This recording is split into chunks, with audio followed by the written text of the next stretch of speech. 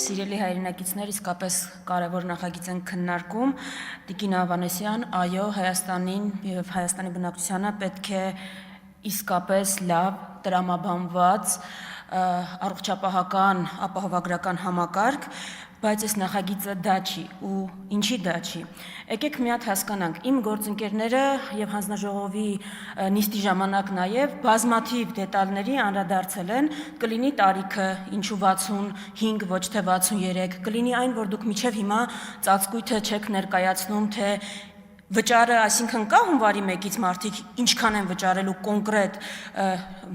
դրամներով, ինչի դիմաց են վճարելու, դա չկա եւ չգիտենք էլ երբ կունենանք, եթե դուք տեսել եք որևէ մասնավոր ապահովագրական ընկերության պայմանագիրը, օրինակ ես կարող եմ հենց հիմա հանել, դժվար չի, ցույց տալ է ձեր ասած հարկը, որ ըստ էության ավելանում է, ինչ կարող է քաղաքացին դրա դիմաց ստանալ։ Դուք ինձ չեք կարող ցույց տալ, դուք դրա դիմաց ինչ եք առաջարկում։ Բայց այս նախագծի ամենամեծ խնդիրը իհարկե ըստիս դա չի, այս տեխնիկական խնդիրները չեն։ Խնդիրը այն է, որ դուք իրեն բերել եք նախընտրական տրամաբանության մեջ ու այստեղից են սկսվում բոլոր խնդիրները։ Այո, դուք 5 տարի խոսել եք սրանից, բայց հունվարի 1-ից արդեն սահմանել եք, որ հարկը քաղաքացու պիտի բարձրանա, դեկտեմբերի 2-ն մենք նոր առաջին ընթերցում ենք անում ու քննարկում ենք ու այլ պատճառաբանություն, այլ տրամաբանություն, որ 6 ամիս հետո ընտրություններ են ու դրա համար ասա քննարկում, ուղղակի չկա, որովհետև այլապես մենք հնարավորություն կունենայինք ոչ թե ունենալու այն ինչ որ դուք հասցրել եք բերել ազգային ժողով, այս հարցերին էլ չկարողանալու պատասխանել, այլ հնարավորություն կունենանք միջազգային լավագույն փորձով առաջ շարժվելու։ Միջազգային լավագույն փորձը հատկապես Հայաստանի դեպքում վկայում է այն, ինչի մասին հիմա ես կխոսեմ։ Ըստ էության եկեք իրերը կոչենք իրենց անունների։ Դուք շատ սիրուն փաթեթավորում եք, ինչպես միշտ, ինչպես ամեն ինչը, այդտեղ չեմ կարողանած այս որևէ բան անել, բայց դուք ըստ էության ուղղակի ուսումնասիրել եք շուկան, տեսել եք ապահովագրական ընկերությունների գործունեությունը, տեսել եք, որ այո, այդտեղ կա երևի թե մեծ շահույթ եւ դա կայացած ինստիտուտներից է մասնավոր, հիմա դուք այս ծրագրով մեգա ապահովագրական եք ստեղծում։ Ուղղակի մեկ պետական, մեգա ապահովագրական։ Ու դուք դա անում եք ձեր կառավարման փորձով ու հմտություններով։ Ես հիշում եմ այս ամբիոնին կանգնած Նիկոլ Փաշինյանը ինչ էր ասում Անիֆի մասին ու խոշոր հաշվով ասում էր, որ պիտի զերծ մնալ բանից, պետական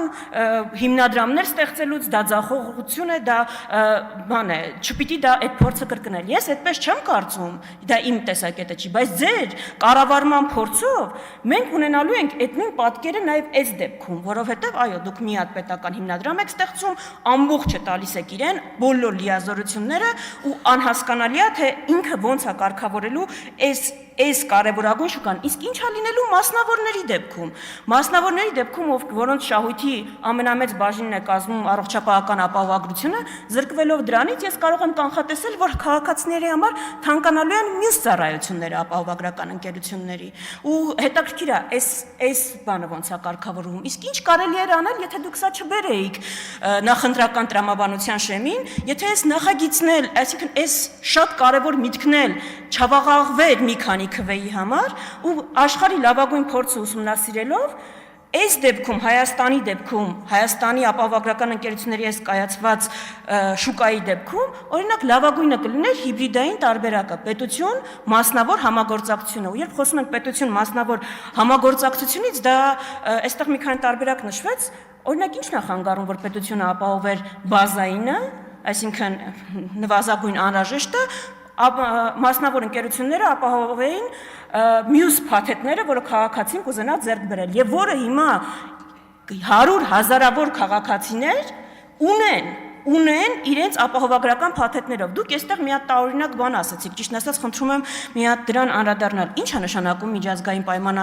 միջազգային կազմակերպություններում աշխատող մեր քաղաքացիներին այս օրենքների փաթեթը չի վերաբերվում ու իրանց ապահովագրությունը կարգավորվում է միջազգային պայմանագրերով։ Մի հատ այդ կբացատրեք միջազգային պայմանագրերով ապահովագրությունը ոնց է կարգավորվում ու հստակ ոնց է հունվարի 1-ից իրենք 10,000 դրամ չեն վճարելու այս բանի համար, եթե 200,000 դրամից ավել են ստանում, վճարելու են, ամբողջ հարցը դա է, վճարելու են եւ իրենց համար էլ է այս համակարգը պարտադիր։ Եթե պարտադիր չի, մի հատ բացատրեք, որովհետեւ ընդհանրապես բանա շփոթ է դա առաջացնում։ Այսինքն կոնցեպտուալ առումով, այո, տրամաբանված, մտածված առողջապահության ապահովագրական համակարգ մենք ոչ միայն ուզում ենք ունենալ, այլ ես գիտեմ տասնյակ հազարավոր քաղաքացիներ, որ պատրաստ են դրա համար վճարել, որ իրենք ունենան եւ իրենց ծնողները ունենան։ Բայց այս օրենքների փաթեթը դրա մասին չի, որովհետեւ ինքը ի սկզբանե դրված է եղել նախընտրական տրամաբանության մեջ, ու մենք հիմա հապշտապ քննարկում ենք, որ ուղղակի միջև ընտրությունները դուք կարողանաք մի քանի քաղաքացու քվեն սրանով բերել։ Սրանով է ամենամեծ վնասը, որ այս նախագծին հաստատվում է։ Երկրորդ ամենակոնցեպտուալ հարցը հասցրվում է, ամենակոնցեպտուալ հարցը նման համակարգ քննարկելու առաջին թիրախը պիտի լիներ առողջապահության համակարգի առաջնային օղակը, պոլիկլինիկաները, որոնց վրա դուք ծանրաբեռնվածություն այս նախագծով ավելացնում եք միայն, թե ինչ վիճակա մեր պոլիկլինիկաներում, թող ասեն մեր քաղաքացիները, ովքեր պոլիկլինիկաներ այցելում են։ Մենք ընդհանրապես մի քանի ամիս հետո բախվելու ենք այն պատկերին, որ այս ձեր շատ ճռճռան սիրուն խոստումները ուղղակի բախվելու են իրականության պատին ու փշրվեն, որի համար ես շատ ափսոսում եմ, որտեղ այո, սա կարևորագույն նախագիծ էր։